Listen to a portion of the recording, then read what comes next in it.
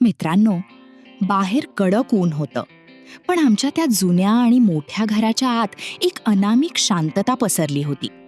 बेडवर तो दागिन्यांचा डबा तसाच पडला होता आणि रोहितने माझे दोन्ही दंड आपल्या हातांत घट्ट पकडले होते. लग्नघरातल्या त्या प्रचंड गर्दीतून अचानक मिळालेला हा एकांत आम्हा दोघांनाही वेड लावत होता. हॉलवर सगळे आमची वाट पाहत होते, त्यामुळे आमच्याकडे फार तर 5 ते 7 मिनिटे होती. पण त्या भीतीमुळेच आमच्यातील ओढ अजूनच आक्रमक झाली होती.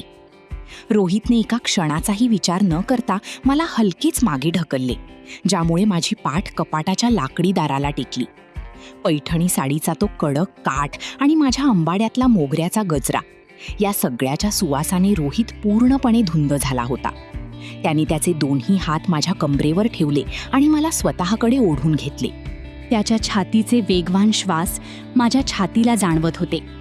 रोहितने जराही वेळ न घालवता ती सैल झालेली माझ्या पाठीवरच्या ब्लाऊजची दोरी हळू सोडली. ती दोरी सुटताच माझ्या अंगावर सरसरून काटा आला. त्याने त्याचे गरम ओठ थेट माझ्या गोऱ्यापान मानेवर आणि पाठीवर टेकवले. तो स्पर्श इतका तीव्र होता की माझ्या तोंडातून एक हलका सुस्कारा निघाला. मी त्याचे केस हाताने घट्ट पकडत कुजबुजले. रोहित, नको रे, आई वाट पाहत असेल, मुहूर्त चुकेल. पण रोहितने माझे बोलणे त्याच्या ओठांनीच थांबवले. त्याने अत्यंत आक्रमकपणे पण तितक्याच प्रेमाने माझ्या ओठांवर आपले ओठ टेकवले.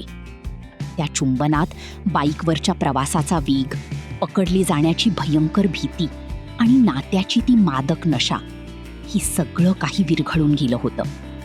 आम्ही दोघेही त्या बंद खोलीत एकमेकांच्या बाहूत पूर्णपणे हरवून गेलो होतो. त्याच्या हाताचा तळवा माझ्या पाठीवरून आणि कंबरेवरून फिरताना मला स्वर्गीय सुखाचा भास होत होता. त्या 5 मिनिटात आम्ही वस्त्रांचे पडदे पूर्ण दूर न करताही फक्त स्पर्शाच्या आणि ओठांच्या त्या अद्भुत खेळाने शृंगाराचे एक वेगळेच बहारदार शिखर गाठले होते. आमच्या शरीराची ती भूक आणि भीती एकमेकांत अशी काही मिसळली की संपूर्ण खोली आमच्या श्वासांच्या आवाजाने भरून गेली. अचानक रोहितच्या खिशातील मोबाईल वाजला. मामांचा फोन होता. त्या आवाजाने आम्ही दोघेही भानावर आलो. रोहितने फोन कट केला. वेळ संपली होती. मी झटकन आरशासमोर उभी राहिले, माझी विखुरलेली पैठणी नीट केली. रोहितने माझ्या पाठीवरची दोरी पुन्हा एकदा घट्ट बांधली. मी चेहऱ्यावरचा घाम पुसला आणि तो दागिन्यांचा डबा हातात घेतला. आम्ही दोघांनी घराला कुलूप लावले आणि पुन्हा एकदा बाईकवर सुसाट निघालो. जेव्हा आम्ही हॉलवर पोहोचलो तेव्हा आमचे चेहरे थोडे लाल झाले होते आणि श्वास अजूनही वाढलेले होते. आईने माझ्या हातातून डबा घेतला आणि म्हणाली, थँक गॉड, वेळेत आलात दोघं. पण प्राजू, तुझा चेहरा एवढा का पांढरा पडलाय गो? आणि मोगऱ्याचा गजरा असा विखुरला कसा? मी रोहितकडे पाहिले. तो बाजूला बघून हसत होता. मी कसाबशी सारवासारव करत म्हणाले, ते बाईक खूप स्पीडमध्ये होती ना आई, म्हणून.